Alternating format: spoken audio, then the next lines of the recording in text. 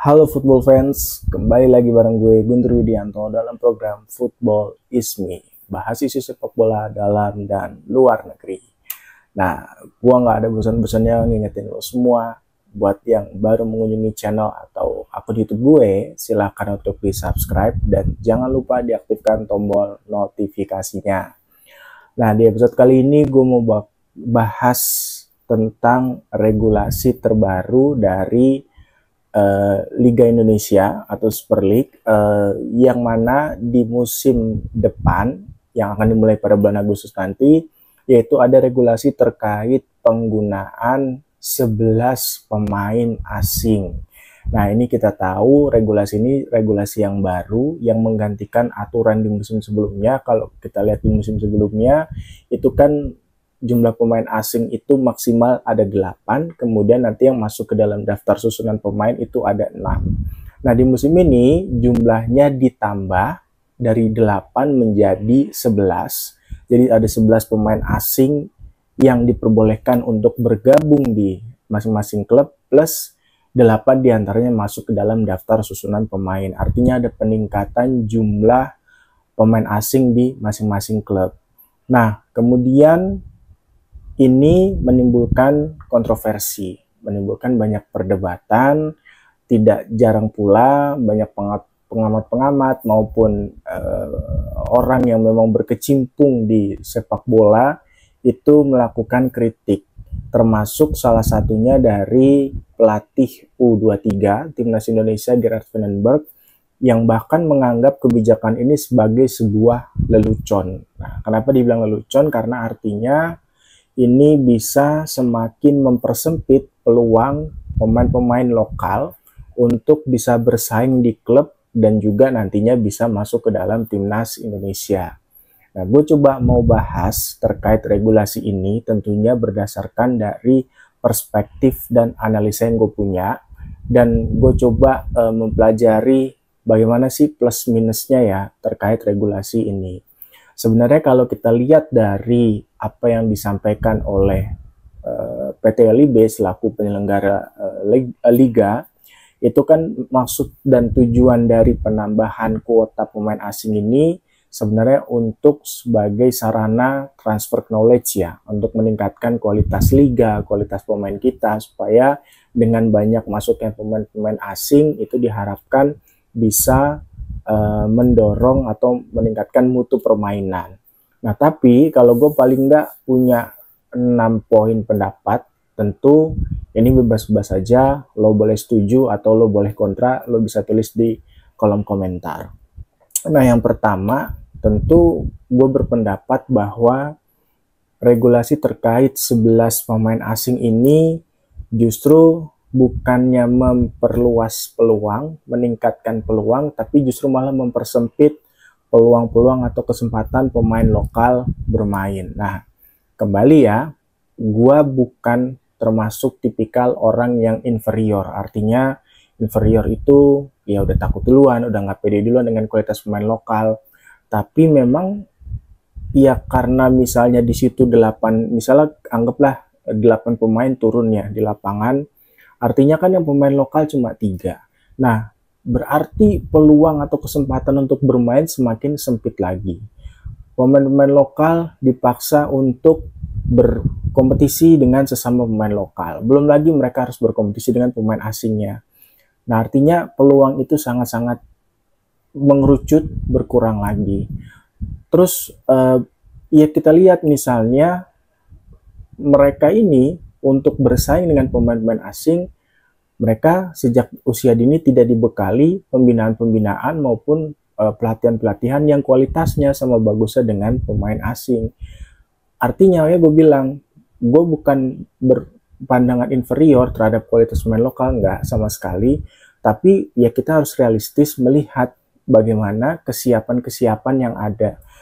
Fasilitas pembinaan usia dininya juga masih minim, kemudian juga kompetisi-kompetisi di usia dini masih jarang sekali terlihat. Nah, makanya artinya pemain lokal kita ini tidak punya kesiapan yang bagus dengan pemain asing. Nah, dibanding dengan pemain asing, makanya gue bilang kesempatan untuk masuk ke daftar susunan pemain, bahkan mungkin muncul di timnas, itu semakin mengerucut. Nah, ini kan kita bisa lihat ya, misalnya di yang sekarang aja berapa banyak pemain-pemain lokal kita yang bermain di liga lokal ya, maksud gue, itu yang bisa masuk ke dalam timnas Indonesia itu nggak banyak. Paling namanya itu lagi Rizky Ridho, Sayuri Bersaudara, ya artinya nama-nama yang memang dia dipercaya oleh klubnya, tapi kan nggak banyak yang mempercaya itu. Apalagi kalau gue punya klub, gue sudah bayar mahal-mahal pemain asing, tentu gue akan lebih percaya untuk memainkan pemain asing itu biar nggak rugi-rugi amat. Kalaupun memang kasarannya timnya nggak dapat menang atau nggak dapat poin, paling nggak gue nggak bayar pemain asing hanya untuk duduk di bench dan gue memainkan pemain lokal. Itu kalau mindsetnya bisnis. Itu yang pertama. Kemudian yang kedua, menurut gue sebenarnya regulasi ini akan menguntungkan manakala untuk tim-tim yang memang secara finansial ini sudah mapan. Gue berani sebut misalnya Persib Bandung, kemudian Dewa United, Bali United. Nah, ini gue yakin mereka nggak akan terlalu bermasalah dengan regulasi ini. Kenapa? Karena memang secara finansial mereka ini sehat. Mereka tidak pernah mengalami isu atau krisis apapun, sehingga ya mau datengin 10 pemain, 20 pemain, 30 pemain, nggak masalah.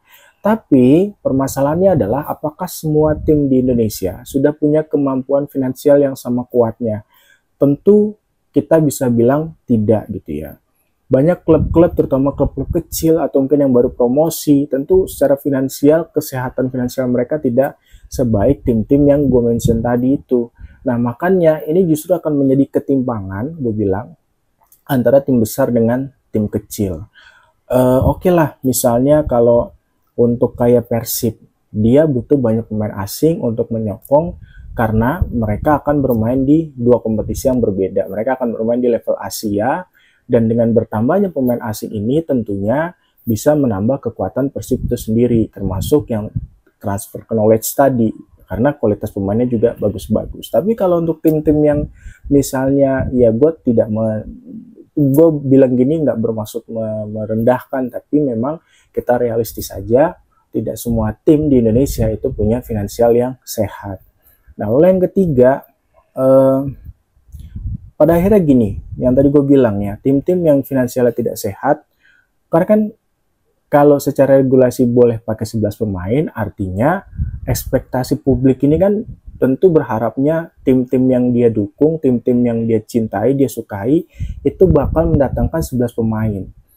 Nah, padahal itu kan sebenarnya jumlah maksimal ya, artinya lo walaupun 11 pemain lo mau pakai cuma 6 atau 8 itu nggak masalah. Tapi kembali, persepsi publik itu nggak bisa dibuat seperti itu. Nah, ketika aturannya maksimal 11, maka tentu setiap fans pengennya klub yang mereka dukung itu ya maksimal pakai 11 pemain. Nah, persoalannya gini, ini logika sederhana aja. Misalnya tim A itu cuma punya uang 100 atau 200 miliar. Nah, katakanlah kalau diharuskan, kenapa gue bilang diharuskan? Karena tadi persepsi publik diharuskan untuk mendatangkan 11 pemain. Anggaplah 11 miliar misalnya punya uangnya. Harus datangin 11 pemain. Artinya setiap pemain itu cuma punya budget maksimal 10 M. Nah, tapi bayangin kalau misalnya maksimalnya cuma 6 atau 7 pemain. Artinya kan jumlah budget maksimal untuk membeli satu pemain itu kan lebih besar. Nah, justru dengan lebih besar itu, maka kualitas pemain yang didatangkan bisa lebih baik. Tapi kalau sekarang lo cuma punya di 110 M, dibagi 11, lo cuma maksimal 10 M. Nah, tapi bandingkan kalau misalnya 111 miliar dibagi 6 atau separohnya, itu kan bisa hampir 2 kali lipat harga maksimum yang bisa kita beli. Tentu ada harga, ada kualitas. Nah, kalau yang datang adalah pemain-pemain yang harganya mahal, maka dia lebih berkualitas. Kan logika sederhananya kayak gitu ya. Makanya di judul video gue kan gue bilang, ini justru PSSI Liga ini ngejar apa? Ngejar kuantitas atau ngejar kualitas. Kalau lo ngejar kuantitas, ya lo mungkin bisa dapat, tapi secara kualitas belum tentu. Terus, nanti gue kasih contoh ya, ada beberapa klub yang pada akhirnya itu malah mendatangkan pemain-pemain yang katakanlah tidak bermain secara profesional, di liga-liga profesional kan kita punya regulasinya. Misalnya dari Brazil itu Serie A, Serie B, Serie C. Tapi kenyataannya misalnya kalau kita lihat di Arema aja, itu dia datengin Yan Mota. Yan Mota ini mantan pemain Persija. Gue tahu banget, gue cukup ngikutin Yan Mota dan kualitasnya memang oke lah, cukup oke. Tapi bukan yang terbaik ya, pemain asing yang terbaik.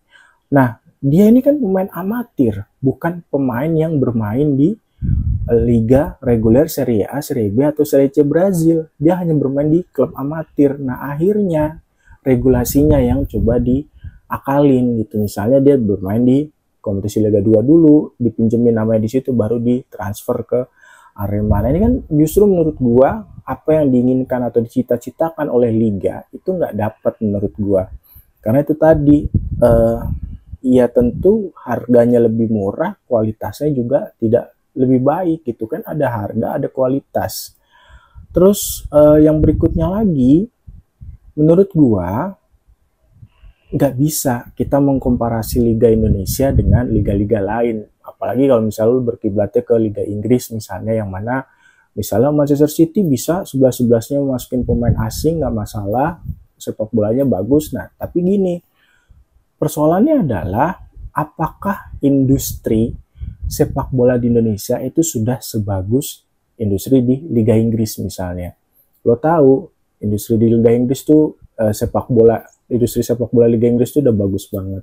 Bayangin satu klub atau tim yang dari divisi 2 promosi ke divisi 1-nya Liga Inggris, itu hadiahnya jauh lebih besar dibanding dengan misalnya Napoli yang kemarin juara di Liga Italia. Itu jauh banget. Ada ketimpangan di situ. Kenapa? Karena di Inggris industri sepak bolanya udah hidup. Di Indonesia industri sepak bolanya belum tumbuh gitu. Yang tadi gue bilang, kalau kita bicara panjang lebar ya, misalnya bicara soal kompetisi usia dini, bicara soal grassroots, itu masih jauh banget. Terus jumlah kompetisi yang kata Dirtek PSSI Coach Indra Safri banyak, Liga 1 sampai Liga 4, apa kabar di Inggris sampai Liga 8, Liga 9, bahkan sampai level amatir, universitas, itu semua banyak, kompetisinya ada. Tapi di Indonesia nggak ada. Terus industrinya belum hidup.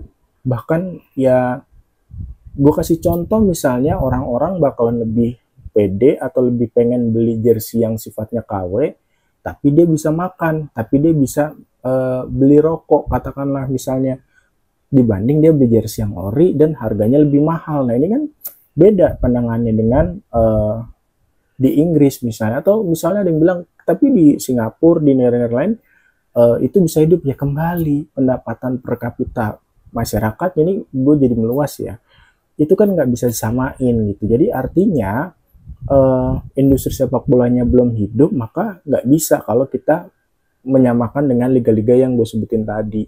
Ini yang menurut gue menjadi kehilafan atau kesilapan dari liga PT LIB untuk menerapkan aturan 11 pemain asing. Mereka hanya melihat manfaat dari luarnya. Gue nggak tahu tujuannya seberapa, tapi yang jelas ini tentu gue justru malah nggak nangkep ya tujuan utamanya, manfaatnya yang dia sampaikan itu sebenarnya justru nggak dapat menurut gue.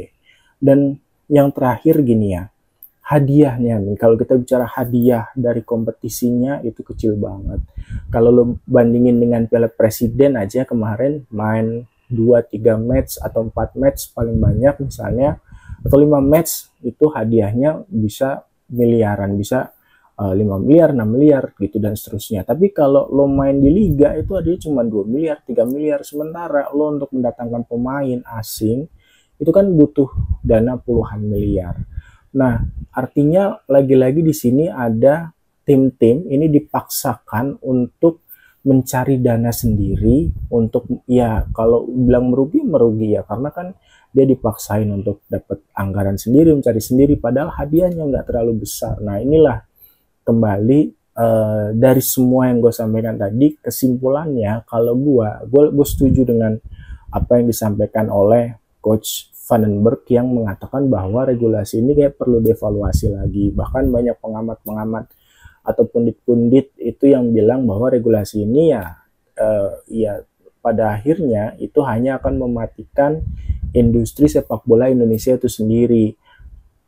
Sudah liganya nggak banyak, Bandingin dengan di Inggris misalnya ada 3 atau 4 kompetisi dalam satu musim yang sama, uangnya berlimpah, artinya kan orang kalau beli banyak pemain nggak masalah. Nah ini lo diminta beli banyak pemain hanya untuk bermain di paling banyak 34 laga di satu kompetisi doang. Nah itu kan menurut gua nggak make sense, nggak seimbang, apalagi kalau kita bicara pemasukan klub dan lain-lain, belum semaju itu. Jadi harapannya yang gue nggak tahu ini video gue bakal kesebar sampai mana, tapi yang jelas gue sih berharap agar hal ini bisa dievaluasi. It's okay misalnya kalau dengan syarat untuk tim-tim yang bermain di kompetisi Asia itu nggak masalah, atau mungkin justru misalnya dibuat regulasi, misalnya pemain asingnya dibatasin aja, misalnya satu klub hanya 5 atau 6 pemain, tapi misalnya harus yang merupakan pernah bermain di timnas. Gue lupa itu Sarana Yanto Basna atau siapa itu ya.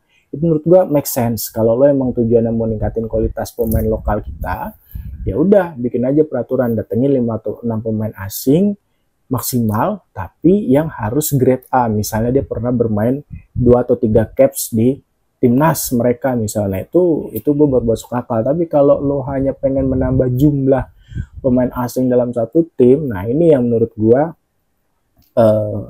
yang lo dapetin hanya kuantitasnya, tapi secara kualitas itu masih jauh dari harapan.